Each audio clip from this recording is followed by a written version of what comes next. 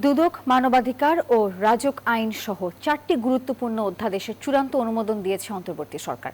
উপদেষ্টা পরিষদের বৈঠকে সিদ্ধান্ত হয়েছে, স্বচ্ছতা নিশ্চিতে দুদক কর্মকর্তাদের নিয়মিত সম্পদের হিসাব দিতে হবে। বৃহস্পতিবার রাজধানীর ফরেন সার্ভিস একাডেমিতে এক প্রেস ব্রিফিংয়ে এই তথ্য জানান প্রেস সচিব শফিকুল আলম। এছাড়া সারা দেশে ভবন নির্মাণে শৃঙ্খলা আনতে রাজুকের আদলে প্রতিষ্ঠান গড়ার নির্দেশ দিয়েছেন প্রধান উপদেষ্টা। দুর্নীতি দমন কমিশন অধ্যাদেশ 2025-এর খসড়া চূড়ান্ত অনুমোদন দিয়েছে উপদেষ্টা পরিষদ। বৃহস্পতিবার রাজধানীর তেজগাঁওয়ে ওই বৈঠকে সভাপতিত্ব করেন প্রধান উপদেষ্টা ডক্টর মোহাম্মদ ইউনূস। দুদক অধ্যাদেশ ছাড়াও উপদেষ্টা পরিষদ আরও 3টি গুরুত্বপূর্ণ অধ্যাদেশ চূড়ান্ত অনুমোদন দেয়। এগুলো হলো জাতীয় মানবাধিকার অধ্যাদেশ 2025-এর সংশোধনী অধ্যাদেশ, মানব পাচার প্রতিরোধ ও অভিবাসন অধ্যাদেশ এবং রাজুক আইন 2025-এর অনুমোদন। সব মশার বিরুদ্ধে সুরক্ষা দিতে এলো বসুন্ধরা এক্সট্রিম অ্যারোসল। মশার বিরুদ্ধে এক্সট্রিম সুরক্ষা।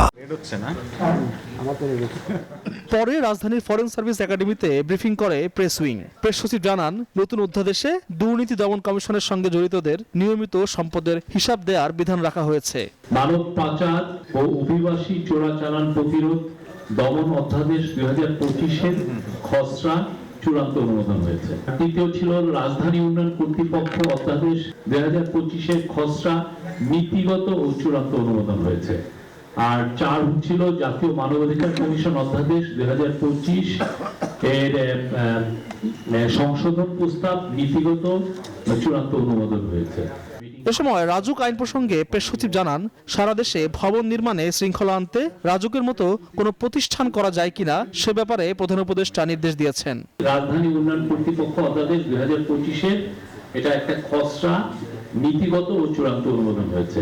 চিফ অ্যাডভাইজার আজকে নির্দেশ ছিল গণপূর্ত এবং হাউজিং মিনিস্ট্রিকে যে তারা যেন এটা একটু এক্সামিন করে দেখে কিভাবে একটি এমন কোনো অথরিটি করা যায় কিনা যার আওতায় সারা বাংলাদেশে যেখানেই হোক প্রত্যেকটা বাড়ির ক্ষেত্রেই যাতে আমরা কনস্ট্রাকশন রুল মেনে চলি এবং ফায়ার সেফটি ফায়ার সেফটিটাও ইনশিওর করি।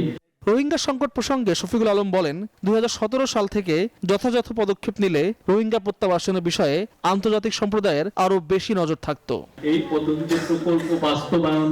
আল মোহাইমিনুল খান, নিউজ 24, ঢাকা।